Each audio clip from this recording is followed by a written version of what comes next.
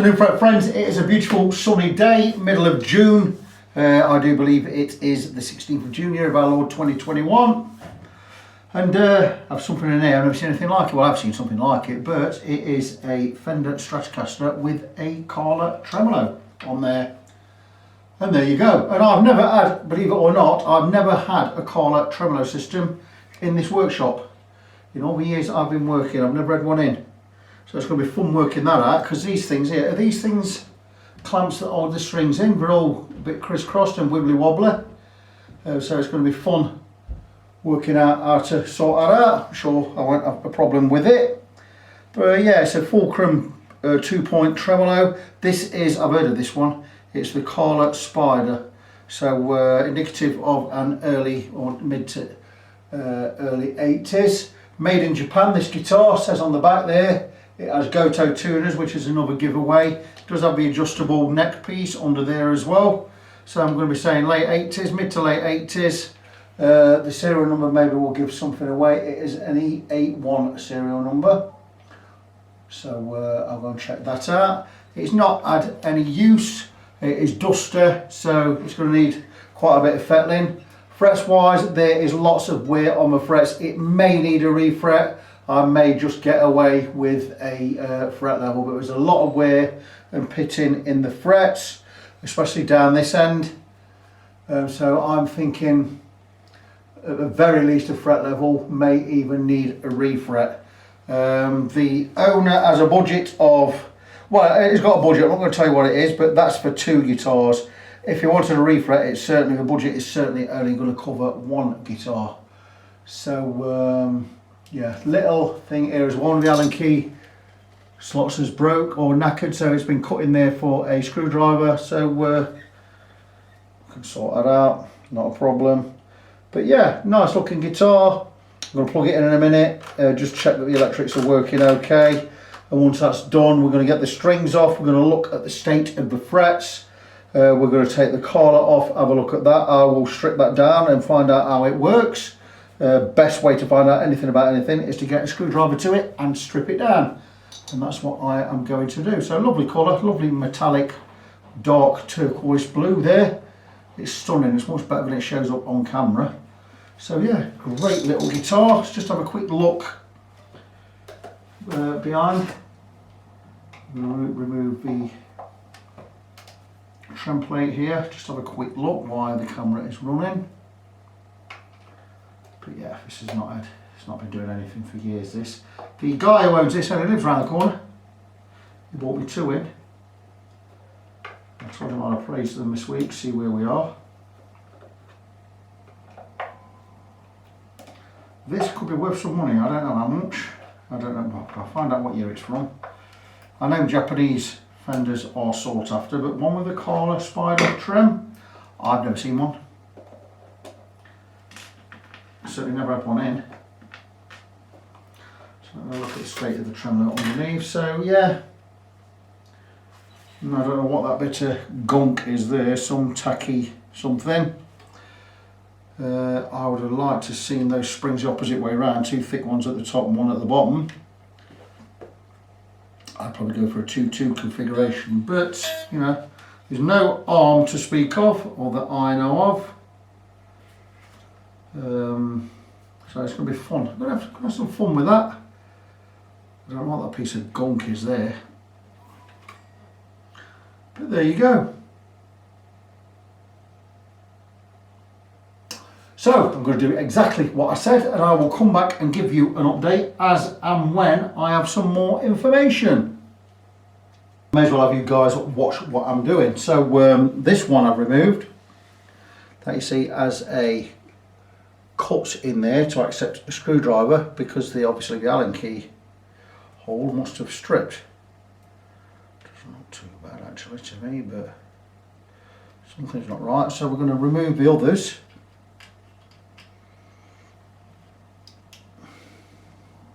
If we can. Like that one wants to strip. Hang on. I just wonder if they were a Torx key then. Right, okay. They are not taking a standard Allen wrench by the looks of it. Oh no, that one's out, that one has. I'm going to definitely go and replace these screws that hold the locking nuts in place, because this one is also, that's stripped, this one here, that's where they weren't tight. So we certainly need to replace those. Let me just grab my heavy duty McAllister set of Allen wrenches.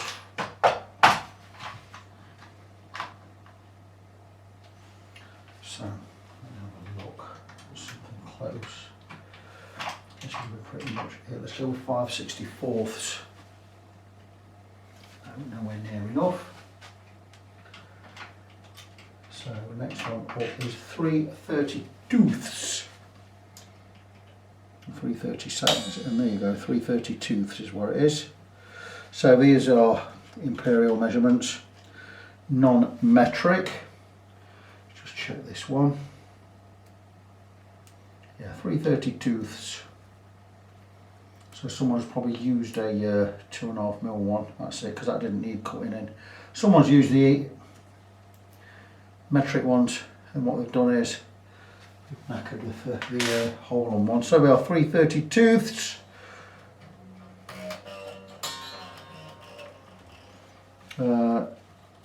Guitar is really dirty. Let's nip these strings off.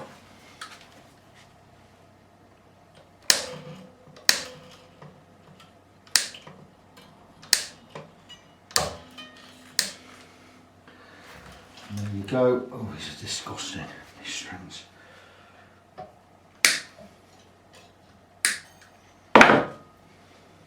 Should wear gloves to do this.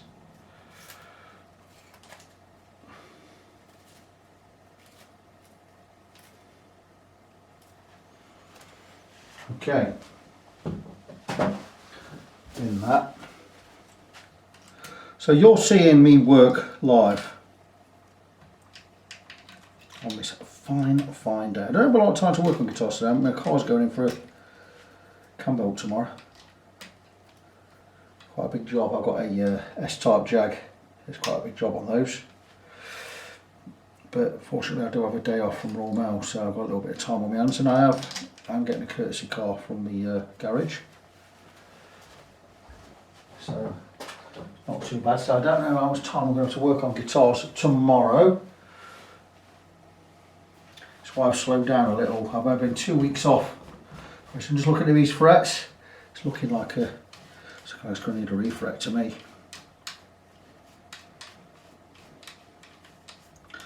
I don't know what the guitar's worth. I know the owner is probably going to look to be selling it. Is it worth him getting a refret and then selling it for what I can get for it? I don't know. Is it worth me taking a punt on it? I've never had a Kahler Tremolo. But these frets are looking, there's a lot of pit in here and they're quite deep. Just bring you in. There's some quite deep grooves in there. We may get away with a level and recrown. It's all about the height of the frets, but I'll tell you what, those frets are really low. This is going to need a refret. Just looking at it this way, I'm just going to measure the height of the frets, because we're going to need to take 0.2mm off those frets. So if they're under 1mm, we're not going to have enough material left to crown them. So let's see where we are. Okay, I'll set this up for measuring the frets.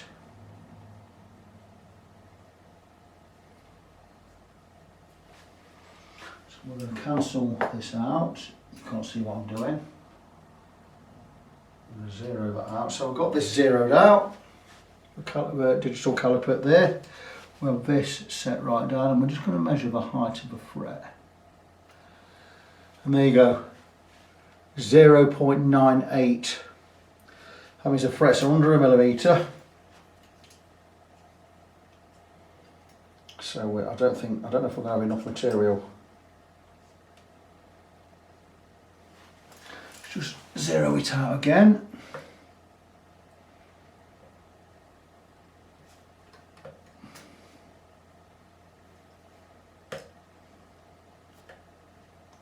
Zero it out on a flat surface, pull that bit down. 0, and we take a measure. Let's check this one. 0.98.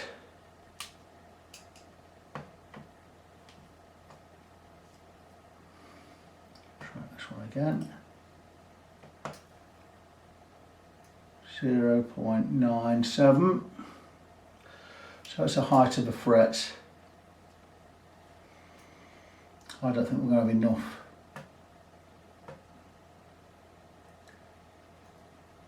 .93. So we've got 0.9 height on these frets. There's not enough there to recrown.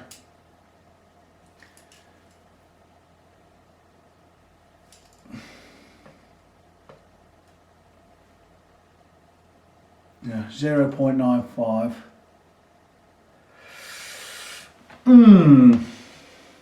We can have a go.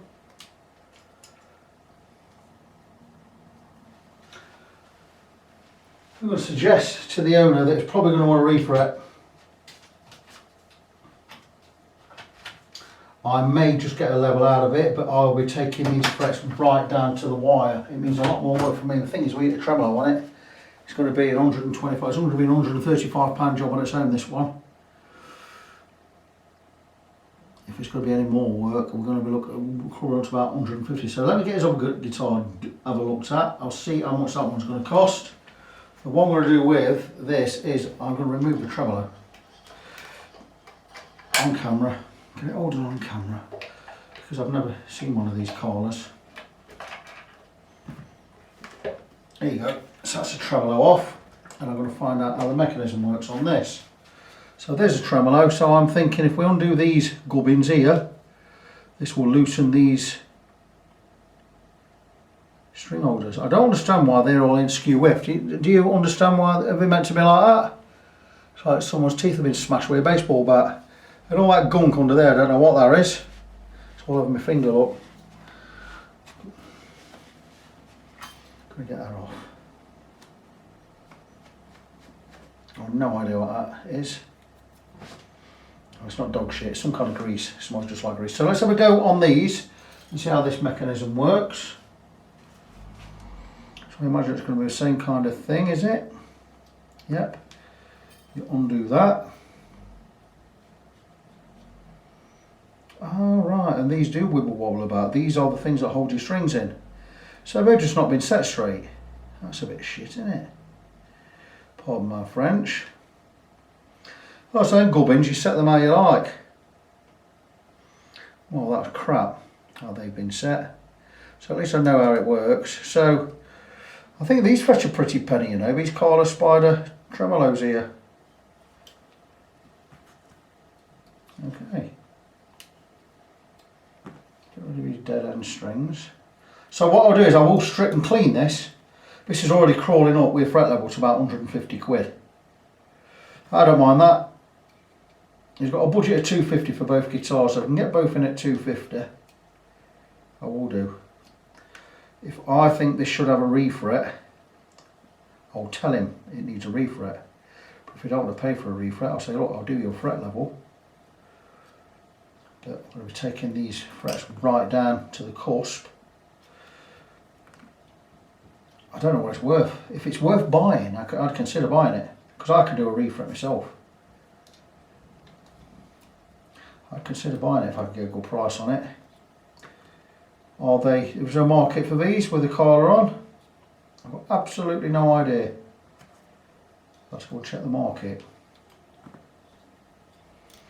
I'm going to ring the guy in a minute. So these things, you can set them straight, as I have done there.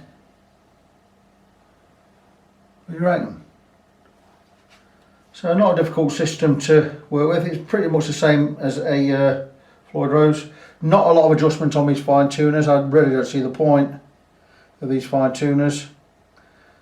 There's hardly any adjustment at all. That's pretty poor.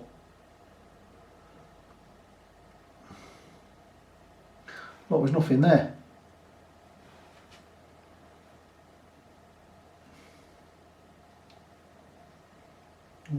All the way up, so I need to go all about halfway. Yeah, not brilliant. I can't see how these, people say these are better than Floyd Roses, I can't see how. I'm a big fan of a Floyd Rose. I've never tried a Kahler. I can't see how these are any more stable than a Floyd Rose. It's exactly the same system. 2 knife edges, 2 pivots, lockers, fine tuners. This one looks a bit more bulky, a bit more cumbersome. I'll be honest, I don't see the point of all that. Now I just want to show you the state of the guitar. It's not been touched for years, that. Look at it, filthy. Dust and crap in there, look. And everything's adjustable with an Allen wrench, which again, you know, is it the best way? I don't know. I've already tried the electrics. The electrics are all scratchy. The pots are going to need a squirt of switch cleaner.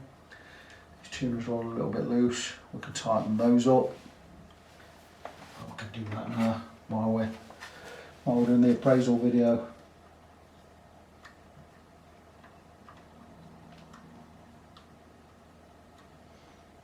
Won't wash the car in a minute. But yeah, these little things, part of a setup that I don't always film. That's better, they're a lot tighter. Some other little bits I'm just going to show you as well while we're here. Always check the tuners. Should be 10mm. And even on American guitars, I don't get everything's Imperial till you get to these heads, and these are always 10mm. What's that about? I had a Peugeot once, you know, car, and it had every nut size possible. You know, we all go standard. You've got 17s, 14s, 15s, 17s, 19s, 21s are pretty standard. But this Peugeot had every size in between. Oh, that's typical in the French, that. That thing's awkward. Anyway, that's all done. Flip over, oh, just while we're here. Just check these. 2 extra screws in here, I don't know what they're for. Maybe the little height adjusters. That's novel. Maybe we can adjust the height. On the knot there, that's pretty good. And we'll just check these back of the tuners. They're absolutely fine. So some oldie worldy Goto tuners, Japan. So definitely everything's Japanese. Made in Japan there. I'll go and check the serial in a minute. What is it? Oh, we've got even a Kahler claw there. So you've got Kahler stamps on it. So that's good. So everything's authentic. I'm just thinking this is going to need a refret rather than a fret level. We may have to scrub this one. Let me just go remove this, by the way. Just realised if I'm doing a fret level, this has got to come off. So I may as well take it off now. If I don't want me to do it, I'll charge you 25 quid for the appraisal. I can take it back. So no, this is just a 4 screw fit. It doesn't raise or lower the knot. So that's that gubbin's here, that gubbin's here. It does have a shim on the treble side. Fair enough.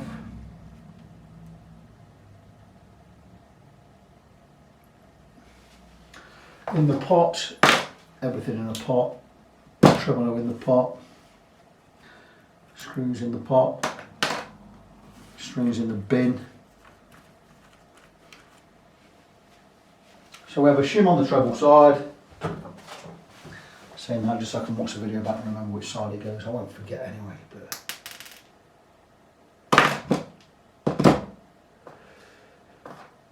yep, there you go. So, oh, shim both sides. There you go. Shim on both sides. That's it. That's fair enough. So I'm going to go with I recommend a refret. See if we can get away with fret level. There's a lot of wear there and divots. Just see if I can show you again. This is where we're looking. Here, all down here. Don't know what you can see. I'll try and just hold it there for a second. Turn it that way for a second. What do you guys think? So that's that one appraised. I'm going to recommend a refret. We can try a fret level. Not convinced a fret level is going to be the right thing to do, but we can give it a go. I have levelled frets this low before. In fact, I did one just before Christmas last year. The video's just gone up on my channel, on my YouTube channel. Anyway, back soon. I've been given the go-ahead to work on this guy's 2 guitars, so I'm going to do the most difficult one first, being the Strat. Now we do know it's the late 80s. I don't know what year yet because I've not checked the information. I've not checked the serial. But we are going to go with a fret level. Now, I did say and I did think that these frets are slightly too low for a fret level. But it's what we're going to do. 1, to keep the cost down. 2, to make the guitar more appealing to a buyer. So I am going to bring them just down to the minimum, around about 0.8 millimeters. So I will just be able to recrown them, I'm thinking. So I said, we're going to give it a go, see how we are. He's agreed to my budget as well. He's upped his budget by the £10 extra that I was going to need anyway. So we're going to give it a go. And I'm thinking we'll get away with it. We don't need more than 1/5 of a millimetre off these frets, probably not even that much. So once we get to them being level, we're going to stop levelling. So first thing I'm going to do is I'm going to check the radius. And you'll be thinking 9.5 mil radius, or 9.5 inch radius. But with a Floyd Rose, you might find we've got a 12 radius. But let's have a look. No, it's flatter than a 9, or 9.5. So that's going to give us at least, let's check with a 10.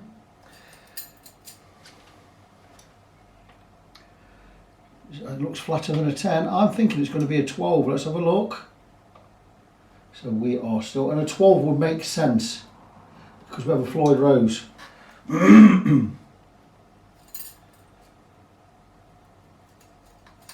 Let's have a look. 12 looks a little bit flat, but it looks right for up here. No, it doesn't. It's no. It's much tighter than a 12. It's not a 12. We're going to go with what it says up here.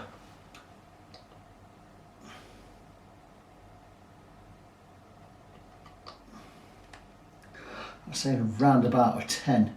Would it be a 10? This curve makes the most sense. So it could even be a 9.5. It is slightly off a 9.5. It's not. It is normal for frets to wear more in one area. The frets are flatter, I believe, than the radius of the neck. The thing is, I'm not going to I'm not going to use a radius beam to radius the frets anyway. So it's slightly flatter than a 9.5. So it's between 9.5 and 10.5. It's not abnormal for them to give you an incorrect true reading because of the play over the years. Lacquer could have worn down, frets have worn certainly more in the middle than anywhere else. So I do have my work cut out here to get this done. I'm not going to remove the neck for this one, I'm going to leave it on the guitar. What I'm going to do is I'm going to drop the pickups down a little bit so we don't hit anything with the levelling beam. So I'm going to do it on camera right now. Just drop these pickups in and we're going to cover these pickups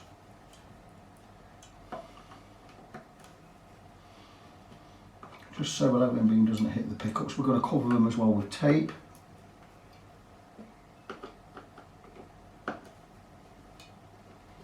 And we're just going to check with anything level that the pickups are well underneath, and they are well underneath, so that's good.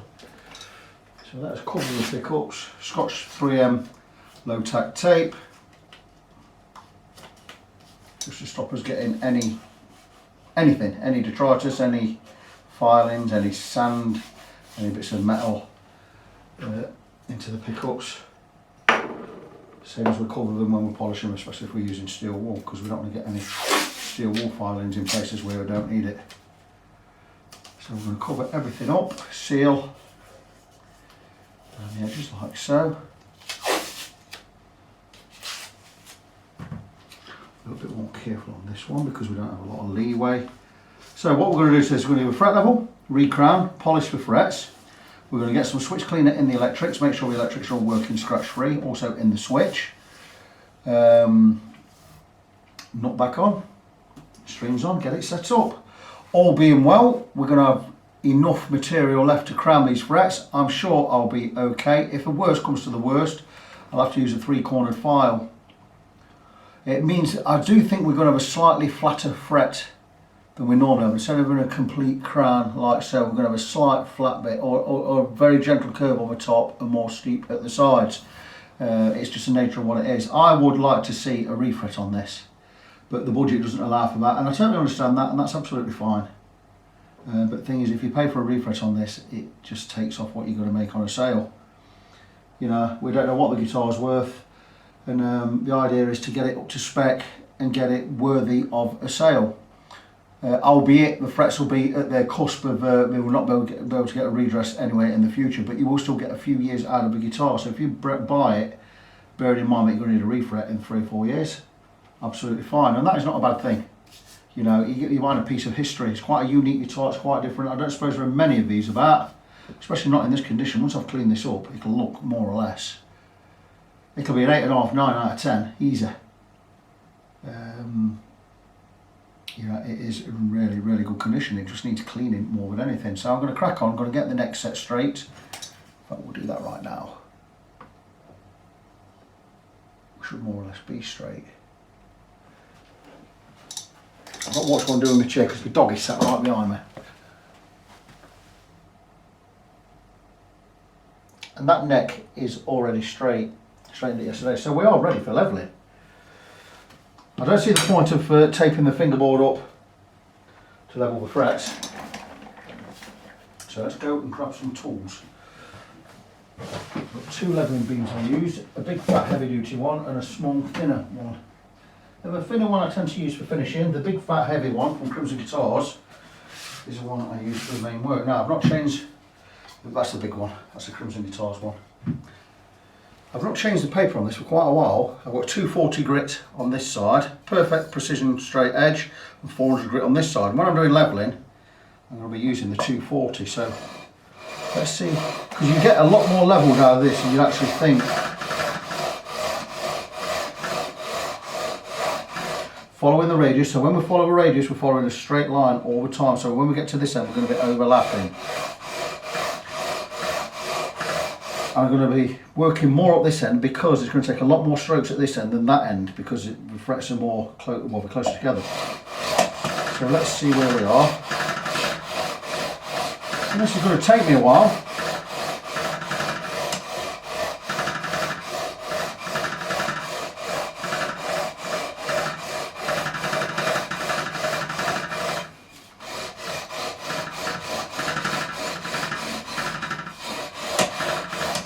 I'm going to remove this tuner because it's getting in the way. In fact, a couple of them are. I'm going to remove the first 3.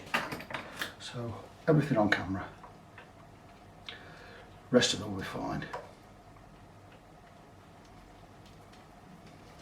I'm going to take a non-permanent marker in a second and just write on these where they're coming from.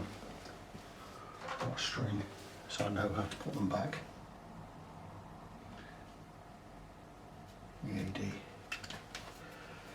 just for my reference. And I can drop them straight in the pot. We always have a pot for parts. And now I'm not going to be hitting these. The levelling beam, damaging the paper, possibly damaging the tuners.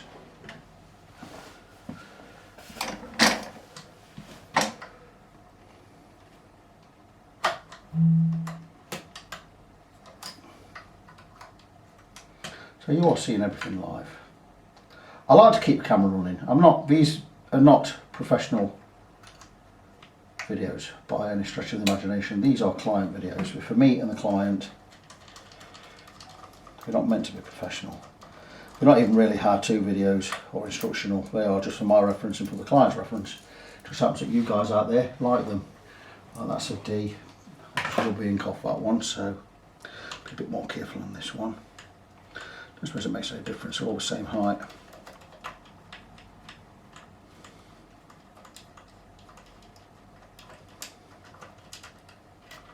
But yeah, the videos are mainly for my reference and for the client.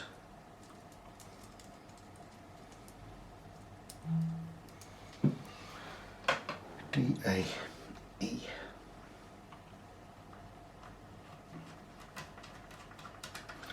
I'm going to go and check the serial number shortly as well.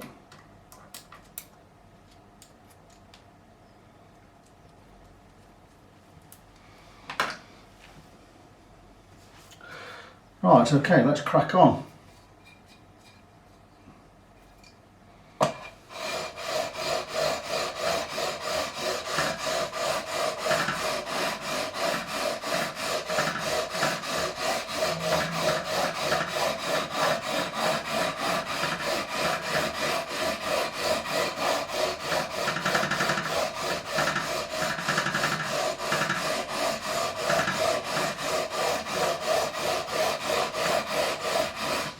Still see the pitting and the divots in these areas, so I've got quite a ways to go yet.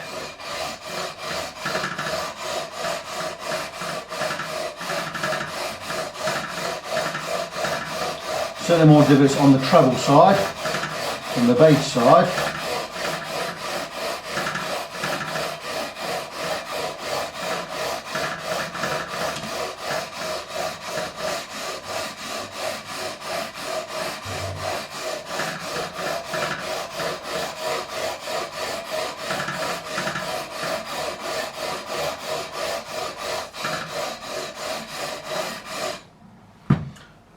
Certainly making headway.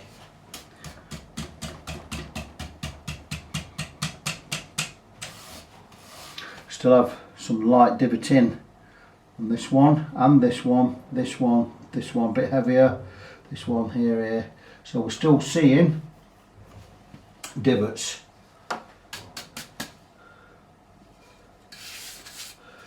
Keep going. I know we're going to be low, not too low, but I know we're going to be as low as I'm going to want to go.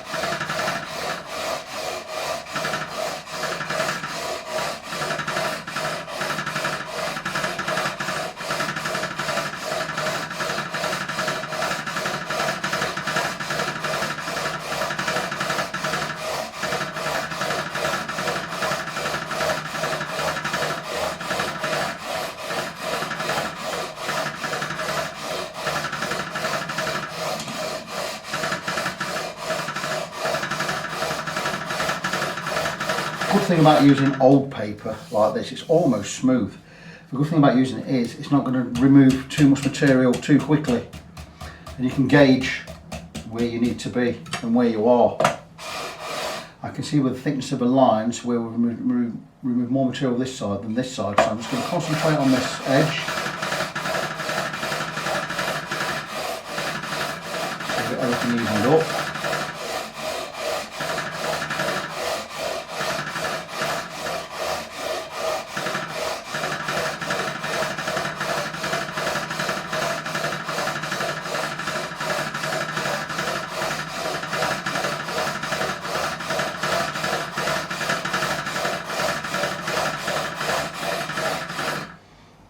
Oh, we are very, very close to where we need to be.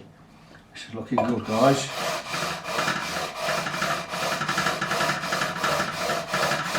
I'm going to have a lot more crowning work to do because I've taken these right down as much as I dare, more or less.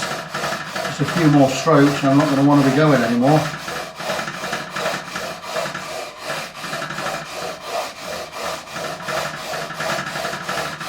So we have to take the frets down to as low as the deepest divot, and that, my friends, is, we are certainly good enough there. I'm going to get the caliper, I'm going to measure the height. We have the tiniest little divot there, and 2 or 3 more strokes on that one and we'll be absolutely fine. We're on the cusp of where I want to be. Let me just grab my caliper.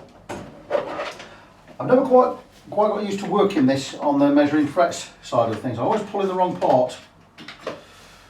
But let's have a look, see where we are.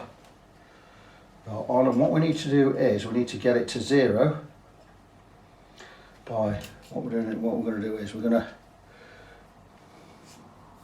need this part to go up there level. So we're going to get it on the bench, plonk it down like so. 0 it out, and that's now saying 0, and then I go to the fret and we wang it on there, and the fret is saying 0.82. Can you see that?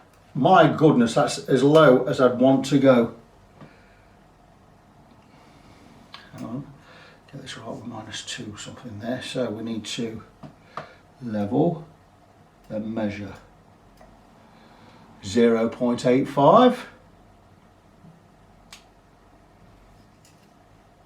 See how it works. And here the fourth one, 0.86. So we're getting ever so slightly lower at the base. So we can just go a little bit more in the middle, these areas. Again, using the 240. I'm really just about as low as I want to go now. It's just I'm working on this area.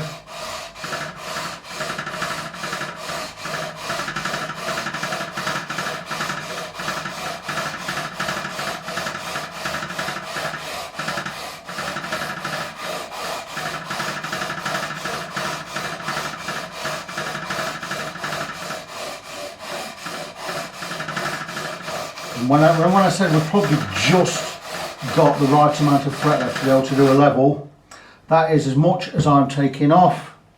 That is as much as I need to take off. And we are right where I said I wanted to be. So, again, 0 out. I'm going to 0 the caliper there, straight enough. 0.84.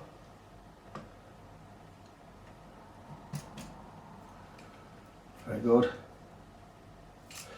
Let's take a flat surface rather than...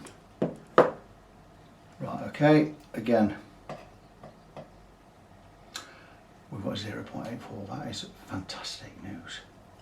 That is really good news. So I can just go with a couple more strokes, which I'm going to do in a second. Yep, 0.84 there.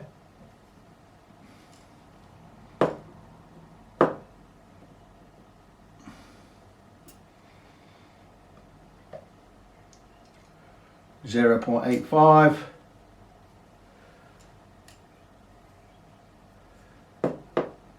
Just taking some random measurements. 0.9, that's saying. So we have slightly tapered off toward this end, which we normally do when because you do a lot more work at this end, so it's quite normal to do that. As long as we've got 0.6 left, we're going to be alright, and the frets are level with each other. And I'm happy with that, all down the length. I can remove more from this end if I want to.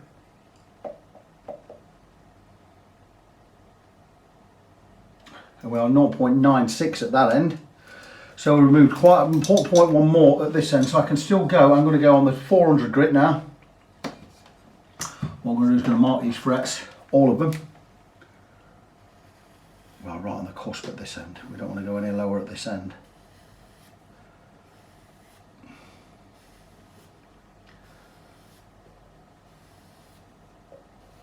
But that is good news, guys. We've got enough material to recrown. Which I'm going to do a lot more work at this end. That's fine.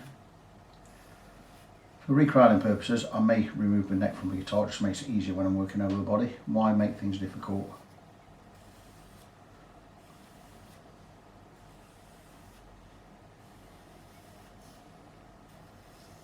So we've got a little bit more height at this end than the other end. We are level.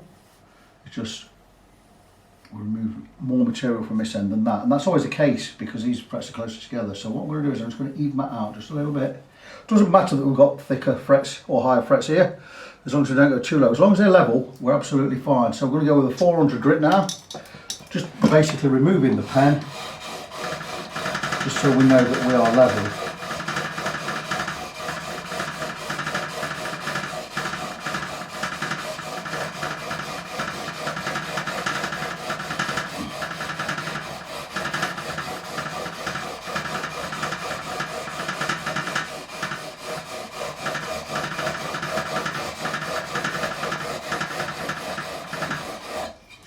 There's all of the pen gone, permanent marker. There's no permanent marker on that neck. The frets are now level along the whole length. We have just enough material on there to recrown the frets, which is good news. It's good news indeed. So let's just do a final measure on the end fret.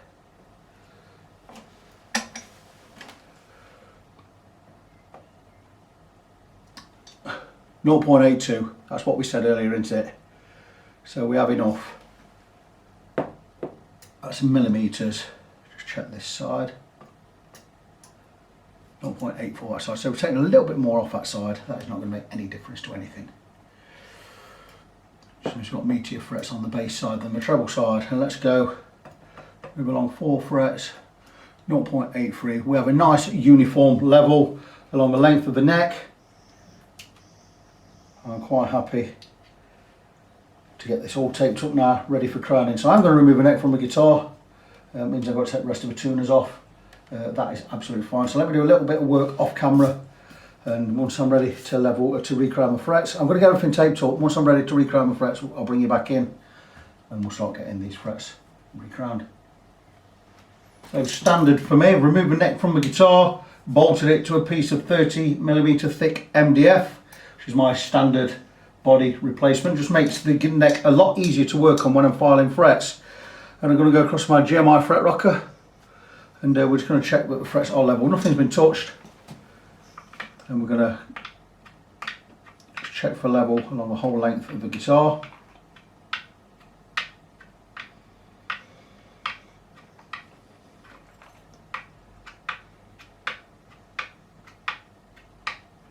And what I'm going to do is I'm going to tape up the fingerboard,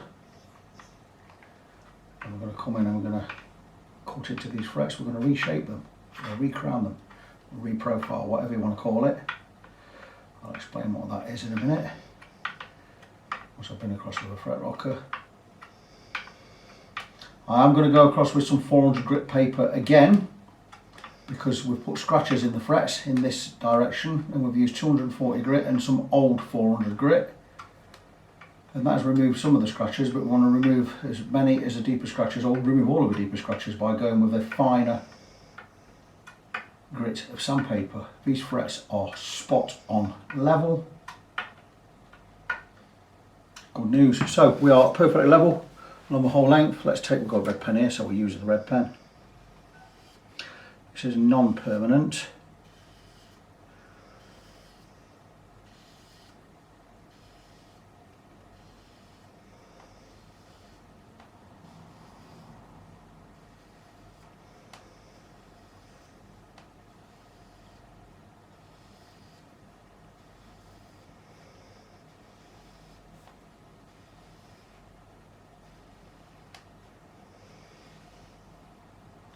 I do more fret levels than any other job in this workshop.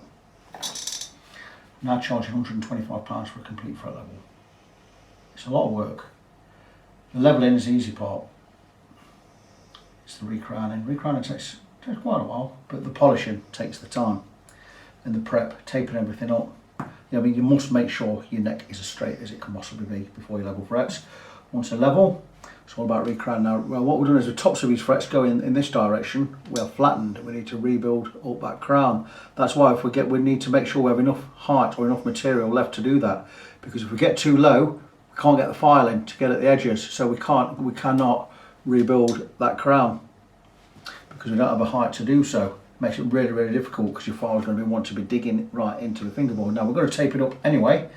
But I have files that automatically cut that crown, but the thing is they do have a certain height that they can't work under because they don't touch the top of the fret, but obviously we're going to overlap and rebuild the crown. They're going to hit the fingerboard before they hit the top of the fret, and that's no good. We can't recrown them. It's why we've got to have a certain height. This is the lowest I will probably go. I have done a 0.7 fret recently. It was a lot of work because I had to do a lot of it manually, which takes a lot longer. I didn't charge more either. But anyway, here we are. So I'm going to take my, again, GMI tools. I love GMI tools. A guy in Greece, name's Harris.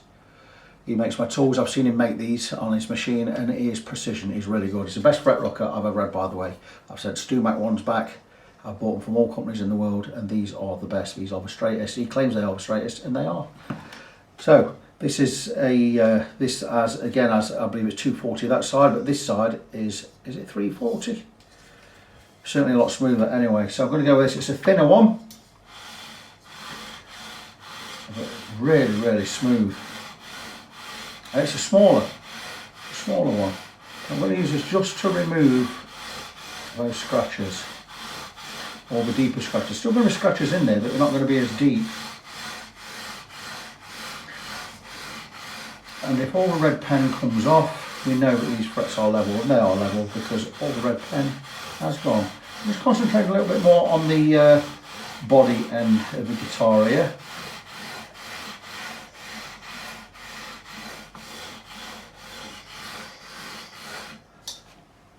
So we know that the frets are level, all the tops are silver, just fantastic. All of the divots are out, so we can now recrown the frets. We can't do it yet till we've got the fingerboard taped up, so I'm going to crack on with that. I might as well do it on camera. I'll just show you how everything's done. Went for a phone call. My car has gone in for a cam oil change today. I didn't even know if it needed one. I just didn't get authentication that it had one when I bought it, and it's car's 135,000 miles. It's a diesel. It's a Jaguar. It's a Jaguar S-Type 2.7 twin turbo diesel. Fabulous car. I don't want to take any chances. It's 135,000. It should have had a new cam belt at 100,000 or thereabouts. So I took it in today. It's having one because I'm going to Scotland in it next month. Right. So tools out of the way. Anything we don't need to be close by, we now can get rid of. So we're not lifting any tools over anything. So just make sure everything's that way, and that's it. So we are going to find out which tape I have the most of, because I like to use at the same time. So we have slightly more of this. We'll tape along the side of the neck first. Makes it easier to remove the tape later. Right up to the top of the neck. So we go this side, both sides. This makes it easy to remove the tape later on. And the tape between the frets.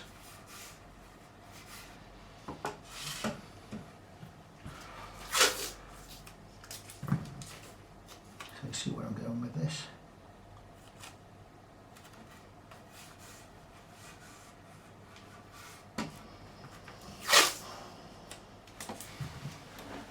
I think if I was keeping this guitar, I would say definitely have a refret, because you're going to future proof it.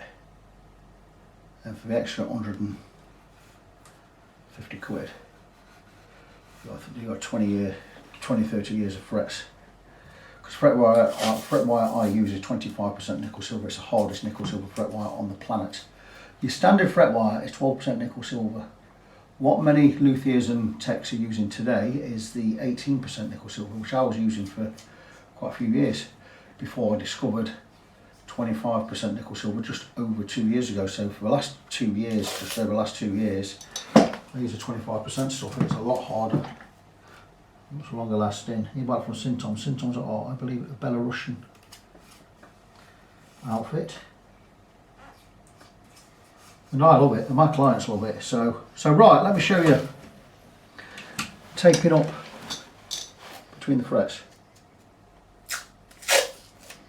so we don't dig into the fingerboard when we hit these frets with files, because we are going to hit them with files.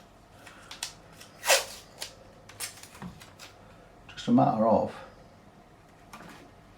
and now you see we put that strip down there because it's easier to peel everything off later. We're not fighting against anything. Some people cut these. I don't know why they're cutting them. I just rip them down the middle and I'll show you exactly what I do in a second.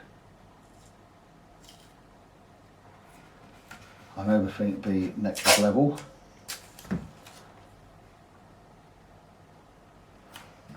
So here we are. That one should just fit.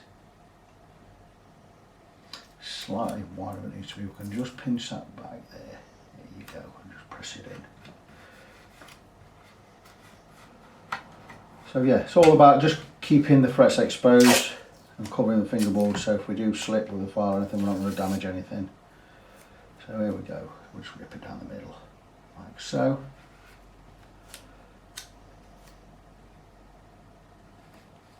You get the idea.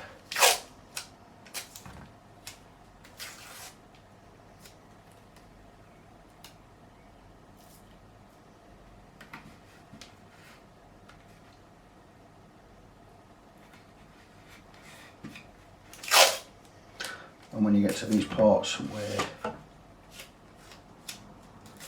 it's too wide, you just rip it down the middle and we have a little overlap. And I try and do the same amount with each roll of tape, but 1 inch thick and 19mm thick, so the rolls run out at the same time. They're both a 50m length, and try and keep them even. So when they both get to within a few millimetres of the edge here, I order more. I actually always have spares in stock.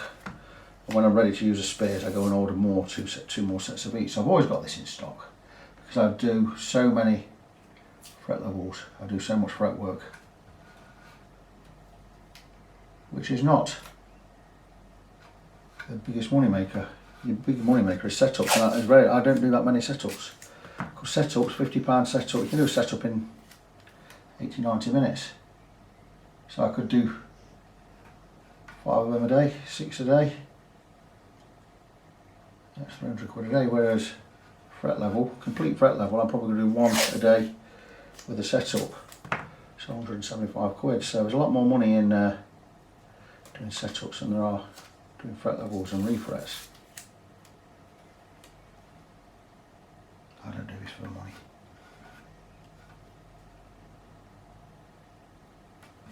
But yeah, there you go. How many have we got done? 3, 6, 9. We've got 10 done there. I'm going to take a piece of a regular. I don't need to do this, it's just to make it look better. So now I'm going to move over to this size paper, and again, already ripping these down the middle. And when I get to the top end of the guitar, to the body end of the guitar, I'll be using the 6mm tape. So 3 size tapes, 25mm on 1 inch, 19mm and 6mm. This stuff there. So I'm going to crack on, get this done off camera. Once it's done, we'll get some pens out, we'll get some files out, and I'll show you how we recrown these frets. So this is where I earn my corn, and it's recrowning frets, and I don't know if you can see, but these frets are flat across the top. This is nearly 3mm across, the flat part of this, and I've got to rebuild the crown. And I need that crown, the top of the crown, to be about probably 0.5 millimetre wide. I could go a little bit fatter, so up to 0.75 and 0.8 of a millimetre. Now in the olden days, flat fret, rebuilding that crown, I'd have used a 3-corner file. Not equilateral either, but this one has got 3 corners, and each edge is ground smooth, not flat but smooth. And in the olden days, I'd have taken this, and on the far side, and I'd have rolled it toward the camera and start to rebuild that crown. And on the far side, or the near side to you, as I'm saying again, I'd have rolled it away from the camera, and we'd start to rebuild that crown. And you see how that's working? We're getting a nice thin line on the top of a fret, and that's great, because that way we can get where these files can't get. But modern technology and StuMac, what you call a Z file or a Z file, and this is fantastic. Nearest to you is a short, steep, a shallow, long cut, and furthest away is a short, steep cut. I'd flip it 180 degrees. It's the opposite. Next to you is a short, steep cut, and a long, narrow nearest to me. And what this does, the job that this used to do, but this will not touch the top of the fret. So it's going to cut long on one side, short on another, like so. But it will not touch the top of the fret. I've turned it 180 degrees, and it'll do the opposite cuts on each side now.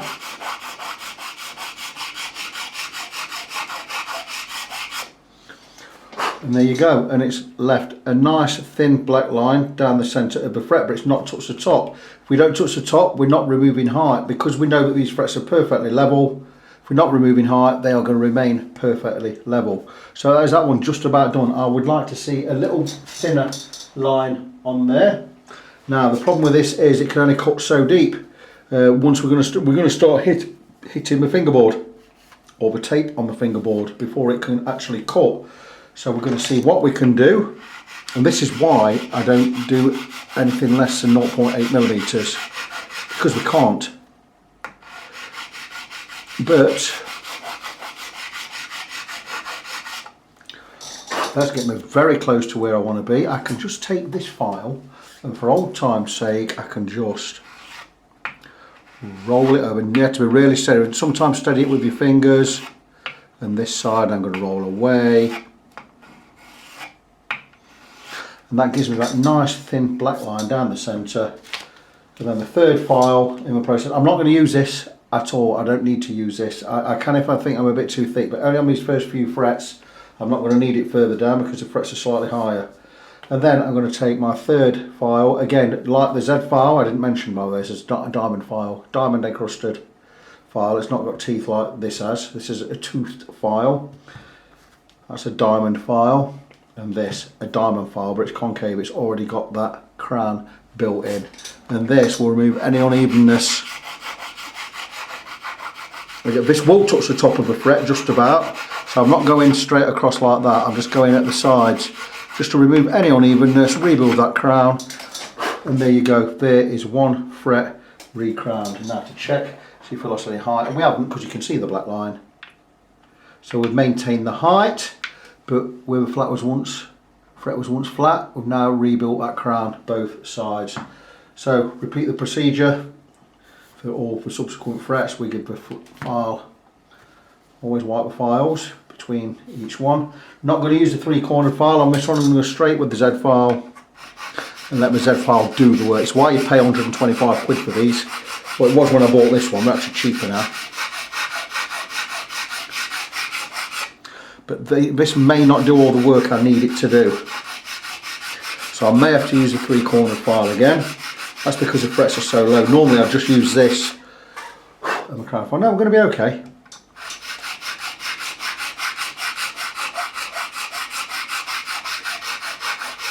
Just give it a couple of passes.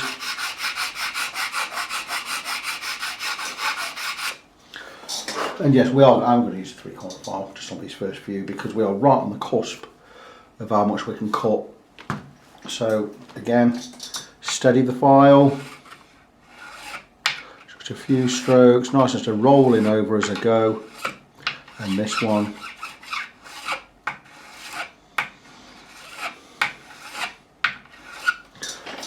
And there you go, that's a lot better. And any unevenness I'm going to remove with this file.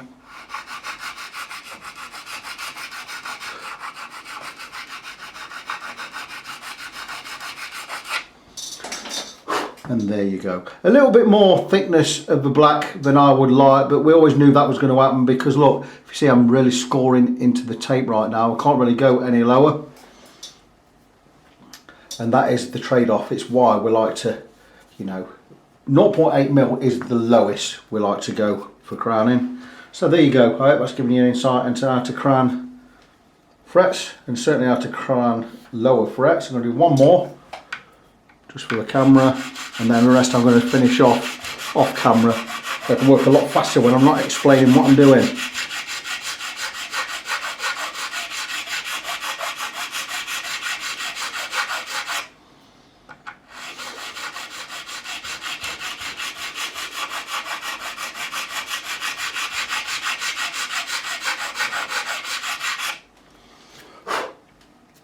That's a nice even black line down the centre there.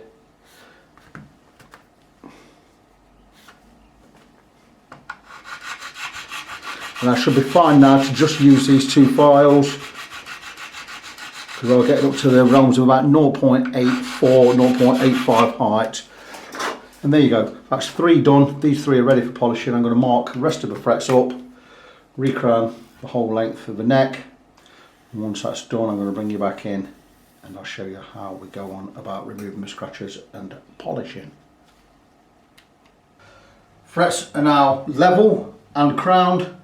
We still have a black line down the centre, so we know the frets are level, and we're going to remove the deeper of the scratches by polishing that way with some 400 grit. This is 400 grit. This is a lot more coarse and thicker than a regular sandpaper, so I don't need too much. That will do all 24 frets easily, nice and thick. I always adapt to glove as well, so I've got these two fingers covered, these three, so I don't sweat too much because I'm really using these two. And with this, we're just going to go across the top. We're going to remove the scratches are that way, so we're going to remove them. And once we remove the pen, because it's indelible, we know we'll remove the deeper scratches that way. So this is preparing the frets for the final polishing. Now when it comes to final polishing, I'll be going with 7 different grits of sandpaper. This is 400 grit. I've got 6 other grits going from 600 grit up to 2000. 2000 being the finest, 600 being the most coarse. So we're just going to cut ourselves 6 nice pieces of this off. I always have this stacked up in the right order, so we're going top to bottom. So 400, then you've got 600 through 2000. So 400, 600, 800, 1000, 1200, 1500 and 2000 grits of paper there. So 7 polishers times 21 or 22, whatever it is, quite a lot. It's going to take me a long time. Once that is all done, we'll finish off with the finest grade steel wool or extra fine steel wool. But by going with a finer grit each time, we're going to remove the scratches completely, bring them up to a nice shine. This will bring them up, they'll be looking like chrome, pristine and scratchless. It's going to take me a while. It does take a while, this job. And it's a bit boring, so I'll have some music on in the background, or definitely have something on in the background. But I'm going to crack on, get these done.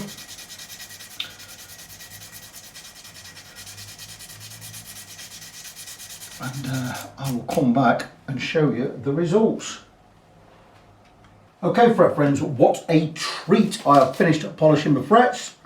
7 grits of paper, as mentioned before, super fine steel wool, and these frets look amazing. Now, they are as low as they could possibly go for them to be crowned. I don't like having to work on frets this low, but we had no choice. We are just above 0.8 of a millimetre, which is fine. I wouldn't want to go any lower, but it is harder work, but these do look stunning. I've just finished off polishing with finest grade steel wool, and you'll get a better idea of how fabulous they look once I've got the tape off and I've cleaned the fingerboard up. But they, my friends, are absolutely stunning. I think you can see there. Better than new. Why are they better than new? Well, they're level for one. You can guarantee on a brand new guitar that the frets are never 100% level. So yeah, I'm going to crack on, get my nut fitted. I'm going to clean. In fact, I'm going to clean my fingerboard first, then I'm going to get my nut fitted, get the tuners back on, and stick this back on the guitar. And we can start getting the guitar set up. Whether or not I'm going to do it today, I'm not sure. It is Friday afternoon. It's the 18th of June, year of our Lord 2021. England are playing tonight. So I'm going to go and get washed and changed. I'll be going out. The wife will actually be joining me out tonight. It's very rare she joins me for football, but she says she wants to tonight, so I'm going to make a night of it. So I will come back and update you guys. Just stay with a minute, just bear with me while I remove this tape. I'll tell you for why. It's going to be worth the wait to see these frets. That'll be a text off the owner of this guitar. I've just texted him saying, I sent him some pictures of these frets, and I said, it's like you've got a brand new neck here. So, remove as much tape as I can. I might be left with a little bit of residue on there, which I'll wipe off shortly. Oh, a little bit of lacquer peel off with the tape there. It does happen. Just going to add to the mojo. Can't do anything about it. That is just because of the age of the guitar. If the lacquer's peeling off with this tape, it means the lacquer was loose. I will seal that with some oil. But there you go, these frets look amazing.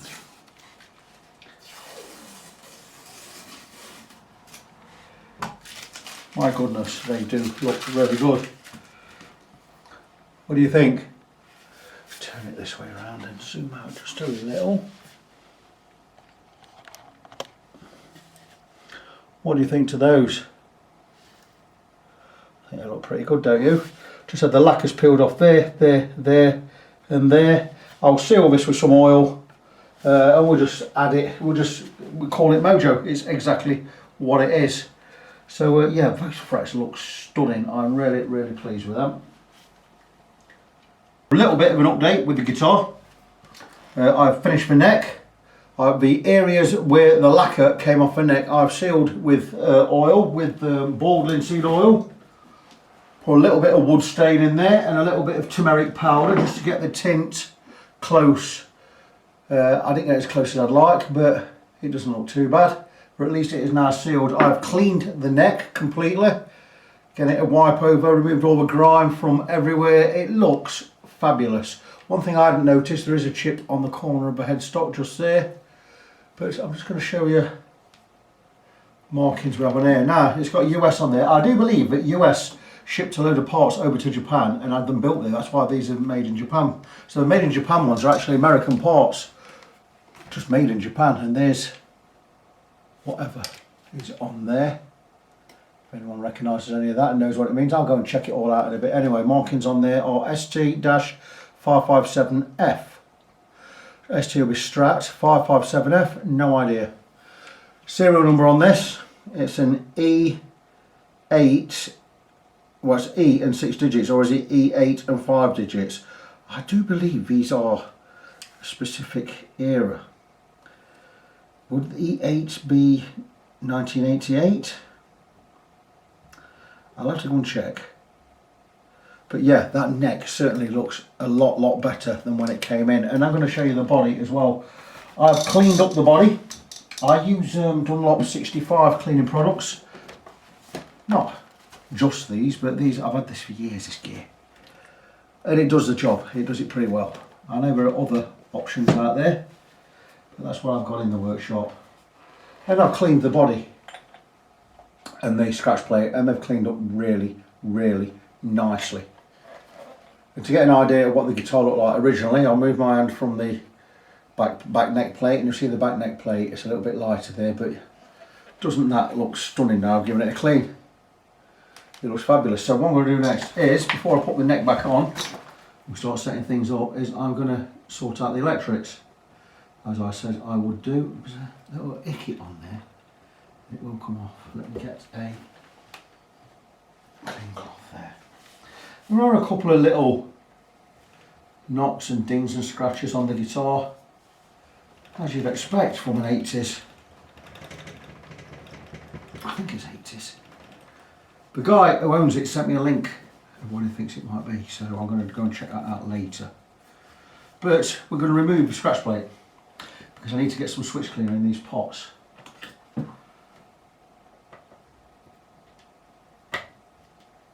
So we're going to do that, and I'm going to be using switch cleaner. I use this Service Old 10. I've been using that for years, and it'll clean up the grime on the pots, stop them scratching. I'll squirt some in the switch as well. We'll have a look inside anyway. I should have shown you before I take this scratch plate off. Show the markings in the neck pocket. It just says Fender. And it's got 62F on there, or what looks like 62F. There are no dates on there. Or no identifying marks that I can see, but the paint has gone over some other markings, so I'll just show that. In the neck pocket there. And there's nothing else. There's normally a date stamp on the end of the necks as well, but there's not on this one. So the plot thickens. It's a bit of a mystery. We'll go do some research in a short while, see what we can find out. It's Saturday afternoon. I'm supposed to be in Norfolk now, picking up my Hamer studio. It's had a little bit of touching up, respray, bit of finishing done, because it did have a chip, and apart from that it was in fabulous condition. So now it will be, it's a 2006 studio, double cut studio by Hamer. Hamer have always been my favourite guitar since I came across them in the early 80s. Fabulous guitars. No longer exist, or AMA USA no longer exist. Fender bought them out and just let them fizzle out and die, which is a shame. Fabulous, fabulous guitars, better than anything you're going to buy from Gibson. And, I've had a couple over the years, super guitars, but I came across this studio, being sold by a friend, and I got it for a really, really good price. And it's probably worth, now that I've had that little bit of touching up done as well, it's probably worth anything around about £2,000. Well, it's £1,600 to £2,000. Wonderful guitar, but I've not bought it to sell, I've bought it to keep. Right, so am I missing a screw here? Oh no, we just got a little bit sticky on there. Okay, so let's have a look inside. Well, let's not have a look inside now. As you can understand, there's a load of unscow and crap under the pick guard. Pick guard scratch plate, yeah, whatever. What do you call them? And I'm going to get some switch cleaner. These are standard-ish, just standard pots, they're not even CTS. Standard Fender there, standard capacitor on there, nothing major, nothing untoward, some thin wire used for the earth connections. So all we're going to do is some switch cleaner. I'll find it. I do I have in it. I've got some somewhere. I have a rack up here. Okay, switch cleaner, where art thou? Oh, it's not out. I'll go searching for it. Oh, it's around here, around the back. Here you go. Service old Super 10. I've had this tin for about 3 years. Well, that's yonks. But we are getting toward the end because it's getting harder to release from a can.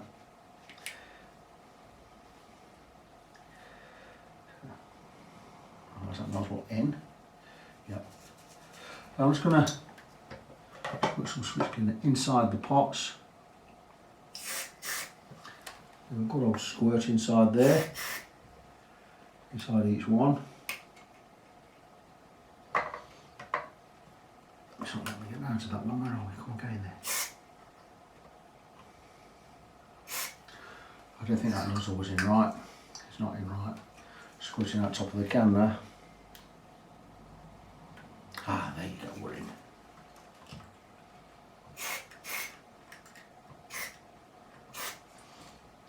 And it's just a matter of, let's oink some in there. I'll do is magic. And these pots should now be scratch free. It doesn't take a lot. Get some in the 5-way as well.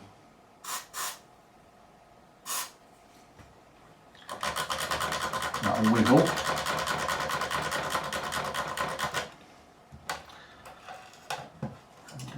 Wiggle upside down, see if that'll make any difference to anything. I'm going to plug this in and see what it's saying.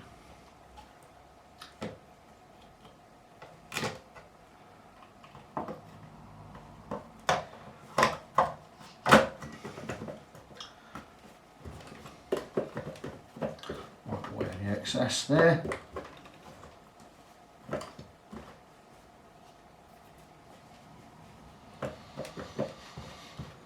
Yeah, so let me plug it in. I do have a cable. Good thing is I've got a nice transistor amp down there. A very, very nice transistor amp actually. It is a Roland JC22. I've only just bought it. I got it for, what did I pay for it? I think I paid about 250 quid delivered. Thought I'd give it a try. It's a nice clean amp in the workshop. I've got my PV6505 mini head over there with a great cab with a classic lead 80 speaker in there, but the clean channel is not that clean on the PV. So anyway, let's just see if we've got one of those scratchy parts.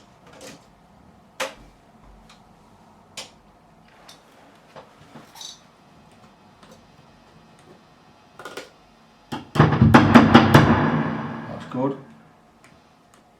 Volume's not scratching.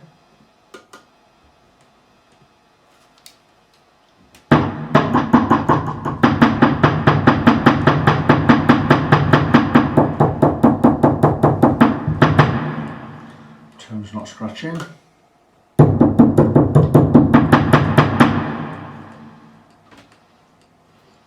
So yeah, that is all good. So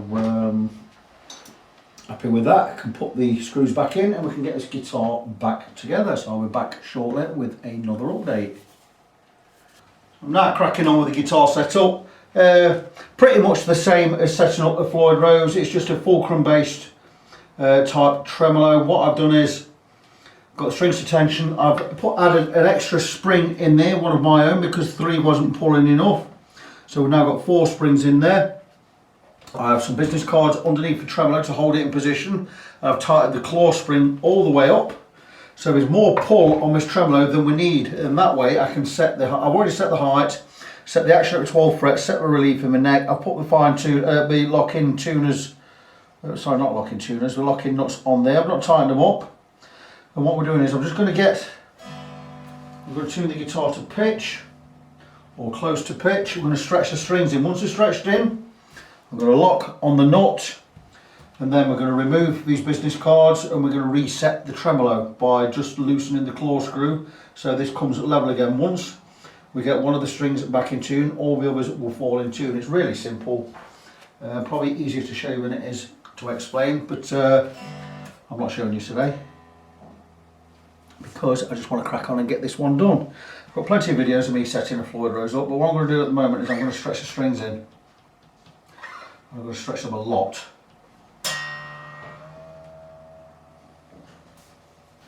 I need to get all the stretch out of them before I lock them down, and that way the tremolo will stay in tune. Everything else we've done, we've cleaned the fingerboard, we've cleaned the guitar, we've put some switch cleaner inside the pots so it's not scratching anymore. Done a complete fret level, recrown and polish. These are right on the cusp of being too low to do. I've managed to get them recrowned. They're down to 0.8 mil. I wouldn't want to go any lower than that for recrowning. You just can't do it. And so we're nearly having a refret on this. That's just about got all the stretch out of that E string there. So we're going to do the same on the A string. Just stretch them all in. Once I've got these strings stretched, I'll put the guitar in the playing position. I'll tune it in, and then we'll lock these, we'll tighten these locking nuts.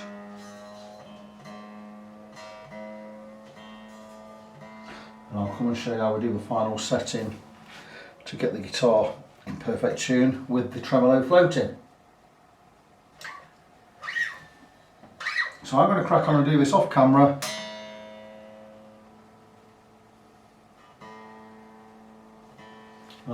I'll come back in, I'll bring you back in soon. I did say I'm going to show you how we do the final setup on the tremolo. So what I've done is, I've set the guitar up, I've got the bridge at the right height, I've got the right amount of action at the 12th fret, the right amount of relief in the neck, I've stretched the strings in. So what we're going to do now is we're going to set the tremolo, but what we're going to do first, we're going to lock these strings in place. So, I've stretched them in, so what we're going to do now is we're going to test the tuning.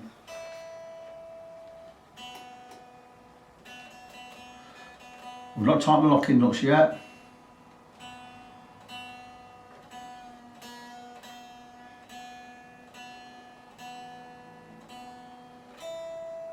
I'd rather have them just slightly under if possible.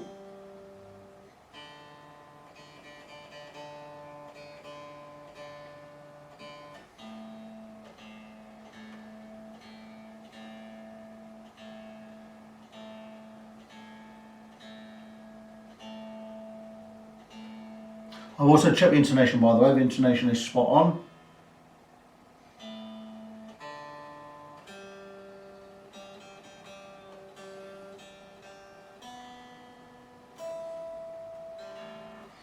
Okay, so we are in tune. I'm going to get right Allen key. These are Imperial measurement Allen wrenches. I couldn't tell you the sizes right now off the top of my head. They are non-metric This one has been cut into and turned into a screw thread. But there you go, we have them screwed into place. Let's just check the tuning again. He's gone a little bit sharp.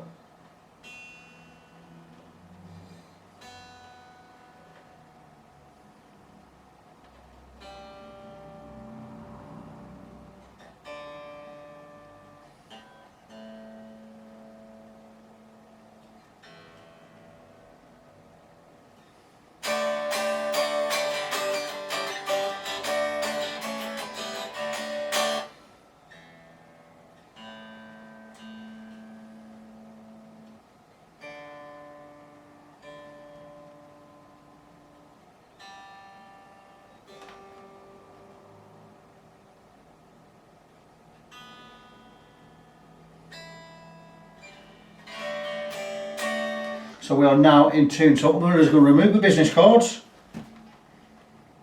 and I think everything's going to go sharp, which it has. And that's because pulling the business cards out, the tremolo is pulled back, so we need to loosen the claw screws at the back of the guitar. And what we're going to drop the A string in tune, and once that's in tune, if we remove the screws the same amount at the back of the claw screws, just loosening them. Once we get the A string in tune, all the others should drop in with it. It means the tremolo is in the position it was when we set up.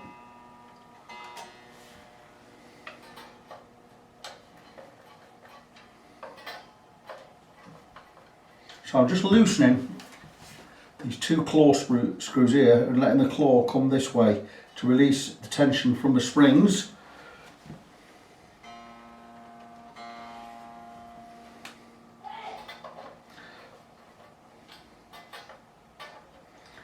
I learnt how to do this from Adam Levers of futone.com.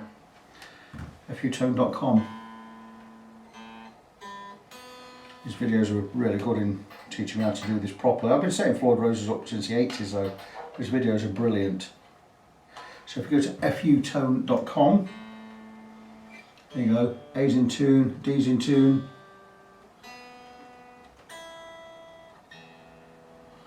Okay, we're slightly, we're just about there. I apologise for getting my wife coughing, she's got hay fever. She suffers with it terribly.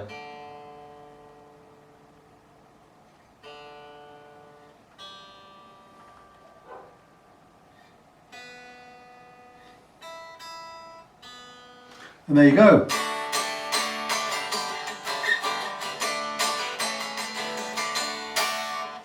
So that is it as a tremolo setup. It is floating perfectly level, so we've got pull back and dive bomb, but that is perfectly set up, got the action right, got the amount of relief right, and everything is good. The guitar is just about ready to go. I've added an extra spring in there, not charged him for it. I've got a couple of spares knocking about. Just think it works better with 4 springs. So we're going to tie this video. I'm going to come back, let you know exactly what we've done, get the back cover back on, and this one will be ready to go back to the owner. And here we are, all done, and the guitar, it's a new machine. Look at it. It's totally different to when it came up. It's clean, it's set up properly, it's at a complete fret level. I'm not going to repeat everything it's had done. You know what it's had done, I've mentioned it many times, but yeah, what a lovely thing. Worth, value, I don't know. It is made in Japan, it's got Goto hardware, it's got made in Japan stamped on the back of the neck there. Well, not stamped, but it's got a decal on there. Kahler Spider Tremolo, original 80s.